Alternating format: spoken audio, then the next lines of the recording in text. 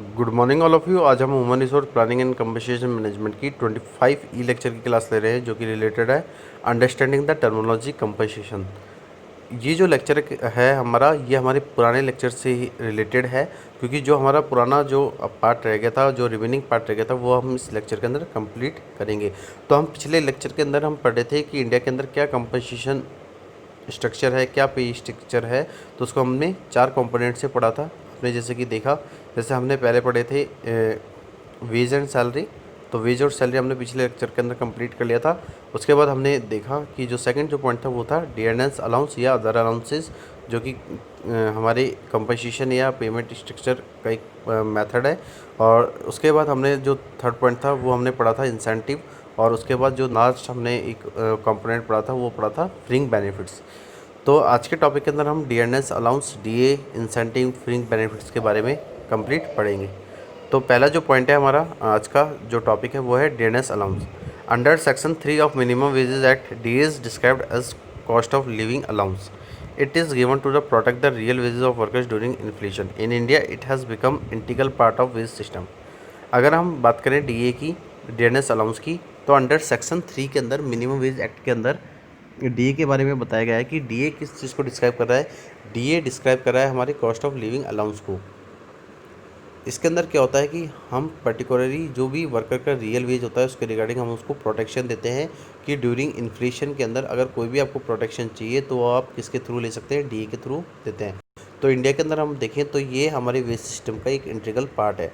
Along with DA other allowances like city compensatory allowance, CCA, house rent allowance, HRA, medical allowance, MA, educational allowance, EA, conveyance allowance etcetera are also form the part of compensation package. अगर हम DA के अलावा और allowances की बात करें तो ये सारे जो अलाउंसेस मैंने आपको नाम बताए, जैसे CCA, city compensatory allowance, house rent allowance, HRA, medical allowance, MA, educational allowance, EA, conveyance allowance, CA, तो ये सारे जो हैं ये हमारे कंपनसेशन पैकेज होते हैं।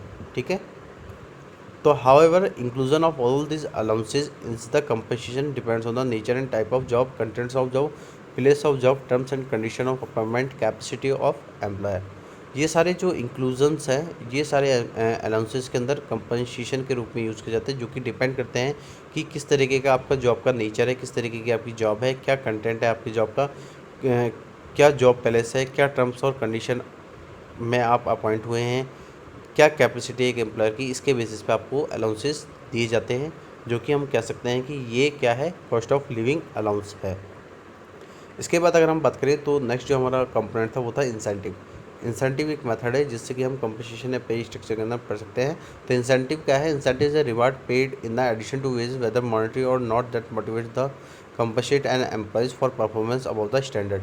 Payment of incentive depends on the productivity, sales and profit of the organization.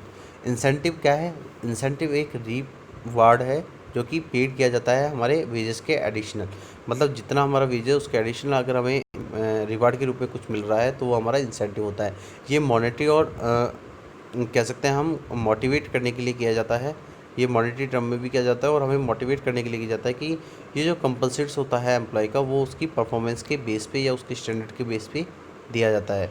जो पेमेंट होता है इंसेंटिव का, वो डिपेंड होता है कि ऑर्गेनाइजेशन की क्या प्रोडक्टिविटी है, क्या सेल है और क्या प्रॉफिट है। इसके बाद अगर हम बात करें तो नेक्स्ट पॉइंट है हमारा fringe benefits and perquisites. Fringe benefits की हम बात करें तो it is a general term use to describe any of the variety of non wage or supplemental benefits that employee receive in addition to their regular wages. These include such employee benefits as PF, gratuity, medical care, hospitalization, accident relief, paid holidays, health and group insurance and pension. अगर हम फ्रिंग benefits की बात करें तो एक general term है जो कि यूज़ की जाती है जब हम किसी नॉन वेज की वैरायटी को डिस्क्राइब करते हैं या सप्लीमेंटल बेनिफिट्स के बारे में बताते हैं। तो जो एम्प्लॉइज़ हैं जो इस तरीके की चीज़ों को रिसीव करते हैं, जो कि अपने रेगुलर वेजेस के एडिशन में उनको रिसीव किया जाता है, तो इसके अंदर हम इंक्लूड करते हैं कि जो एम्प्लॉइज़ के जो बेनिफिट्स हो सकते हैं वो इस तरीके से होता है कि provident fund, gratuity, medical care, hospitalisation, accident relief, paid holidays, health and group insurance, pension etcetera. तो ये सारे जो बेनिफिट्स हैं वो हमें किसके अंदर मिलते हैं? फ्रिंग बेनिफिट्स के अंदर मिलते हैं, जो कि एक सप्लीमेंटल बेनिफिट होता है किसी एम्प्लॉय का। इसके बाद अगर हम बात करें तो नेक्स्ट क्या है हमारा परक्यूसाइड, जिसको हम पर्क्स कहते हैं। Prerequisites, also called perks, all the special benefits made by available only to the top executives of the organization. They may include company car, furnished house, stock option scheme, club membership, paid holidays, etc. जो परक्यूसाइड्स होते हैं वो उनको हम perks भी कहते हैं। ये स्पेशल बेनिफिट्स होता है जो कि अवेलेबल किया जाता है जो भी ऑर्गेनाइजेशन के टॉप एग्जीक्यूटिव्स हैं उनके लिए।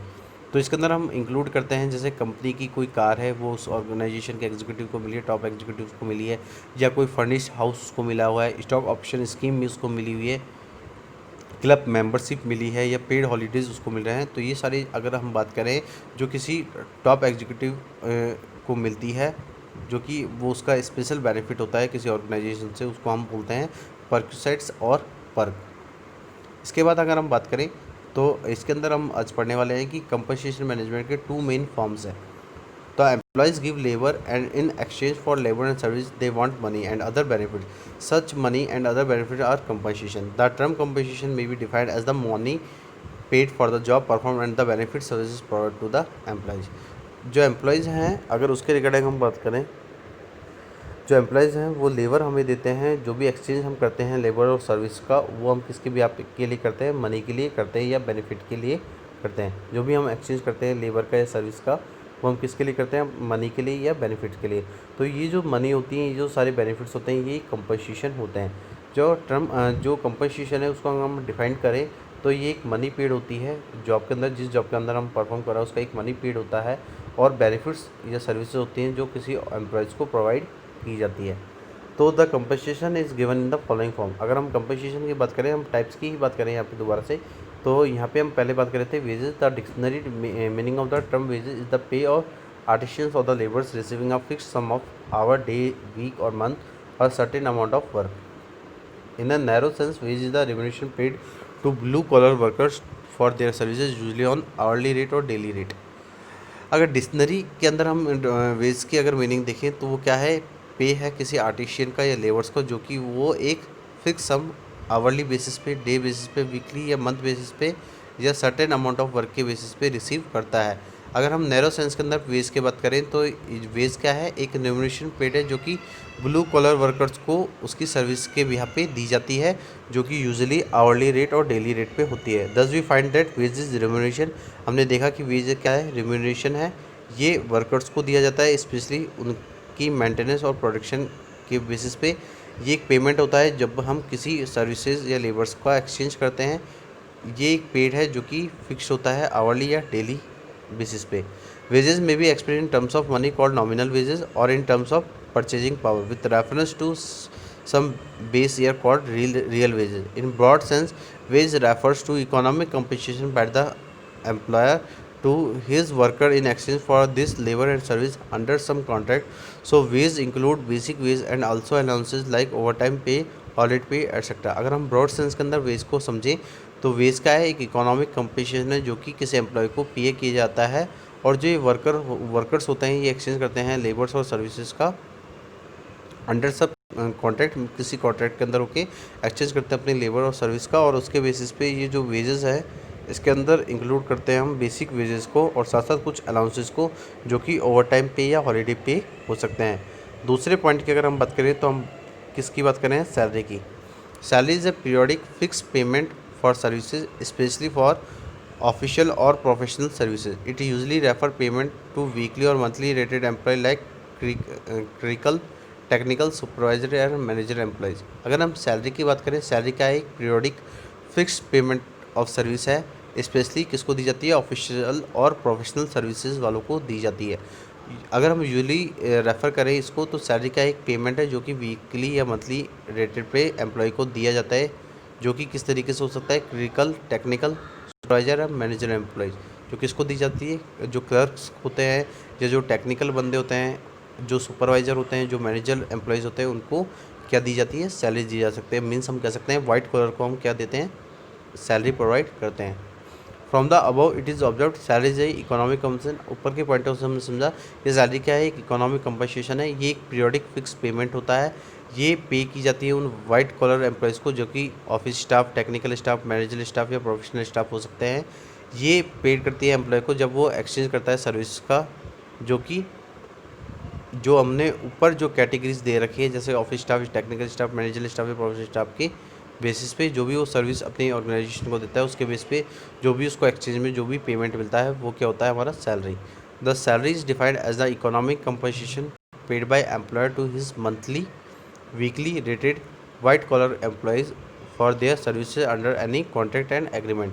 सैलरी को हम डिफाइन कर सकते हैं, ये एक इकोनॉमिक कंपनसेशन होता है जो कि एम्प्लॉयर को पे किया जाता है मंथली या वीकली रेटेड पे। और ये जो सैलरी दी जाती है वाइट कॉलर एम्प्लॉयज़ को दी जाती है जब वो अपनी सर्विसेज अपने ऑर्गेनाइजेशन को देते हैं अंडर किसी कॉन्ट्रैक्ट या एग्रीमेंट के अंदर। तो आज के लेक्चर के अंदर हमने जो पिछला लेक्चर था उसको कंप्लीट किया था। इस लेक्चर के अंदर तो हम पढ़ रहे थे कि क्या क्या टर्मिनोलॉजी है जो कंपनसेशन के अंदर यूज़ की जाती है, उसके रिगार्डिंग हम टॉपिक को पढ़ रहे थे। तो हमने देखा कि इंडिया के अंदर 4 तरीके के कंपोनेंट को यूज़ किया जाता है जब वो कोई भी मेथड अडॉप्ट करते हैं कंपनी और पे स्ट्रक्चर के अंदर। तो हमने देखा, तो हमने 4 कंपोनेंट पढ़े थे वहाँ पे, वेज एंड सैलरी, और दूसरा था डियरनेंस डीए और अदर अलाउंसेज, और थर्ड हमने पढ़ा था इंसेंटिव, और फोर्थ हमने पढ़ा था फ्रिंग बेनिफिट्स। ये सारे कंपोनेंट्स हैं, ये सारे मेथड हैं जो कि इंडिया के कंपनसेशन और पे स्ट्रक्चर के अंदर अडॉप्ट किए जाते हैं, और ये जो एम्प्लॉयज़ हैं इंडिया के उनको प्रोवाइड करते हैं। उसके बाद हमने पढ़ा कि जो कंपनसेशन है वो क्या है। दोबारा से हमने बताया कि कंपनसेशन क्या है, और कंपनसेशन को हमने 2 फॉर्म्स के अंदर डिवाइड किया, वेज और सैलरी के अंदर। जो कंपनसेशन मैनेजमेंट है उसको 2 फॉर्म में ही हम डिवाइड करते हैं जब हम उसके कंपनसेशन मैनेजमेंट की बात कर रहे होते हैं। तो वेज और सैलरी 2 ही ऐसे कंपोनेंट होते हैं जब वो हम कंपनसेशन मैनेजमेंट के अंदर यूज़ करते हैं। तो आज के लेक्चर के अंदर हमने जो कंपनसेशन और जो हमारा मॉड्यूल था कंप्लीट 4, वो कंप्लीट कर लिया है। और अब हम नेक्स्ट लेक्चर के अंदर हमारी जो नेक्स्ट मॉड्यूल है उसको स्टार्ट करेंगे। उसके अंदर कुछ थ्योरीज हैं कंपनसेशन से रिलेटेड, बहुत सारी थ्योरीज हैं जो हम अपने नेक्स्ट लेक्चर के अंदर पढ़ेंगे। तो आज के लिए इतना ही। Thank you so much and have a nice day.